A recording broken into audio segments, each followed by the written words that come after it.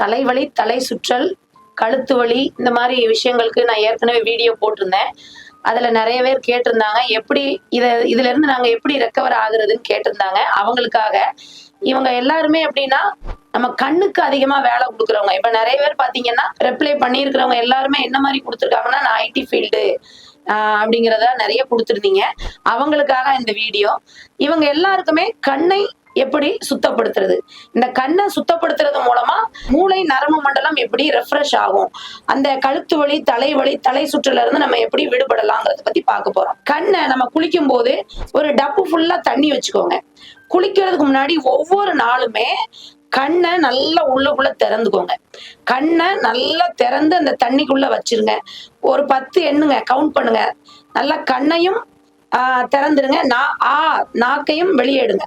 இந்த மாதிரி பொசிஷன்ல எடுத்தீங்க அப்படின்னா அந்த தண்ணிக்குள்ள இருக்கணும். கண்ணும் நல்லா திறந்த பொசிஷன்ல இருக்கணும், நாக்கும் திறந்த பொசிஷன்ல இருக்கும். அப்படி இருக்கும்போது என்ன ஆகும் அப்படின்னா, கண் நரம்புகள் அத்தனையிலுமே பிளாக்கேஜோ இல்ல எங்கேயாவது ஒரு பித்தமிடம் அளவுக்கு அதிகமா இருந்து மூளை அளவுக்கு அதிகமா உஷ்ணமானாலோ இந்த கண் நரம்புகள், ஏன்னா கண் நரம்புகளுக்குள்ளதான் ஒரு அல்குமின்ங்கிற ஒரு கெட்ட பொருள் ஓரங்கள்ல தேங்கி இருக்கிறதுனாலதான் கண் நரம்புகள் பாதிக்கப்படுது. அதனால கழுத்து பகுதி பாதிக்கப்படுது.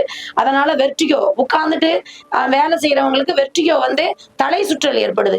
இது எல்லாமே இந்த கண்ணை பத்திரப்படுத்துறது மூலமாக, கண்ணை சுத்தப்படுத்துறது மூலமாக, கண்ணோடைய நம்ம பித்தத்தை ஹீட்டை குறைக்கிறது மூலமாக சரி பண்ணிடலாம்.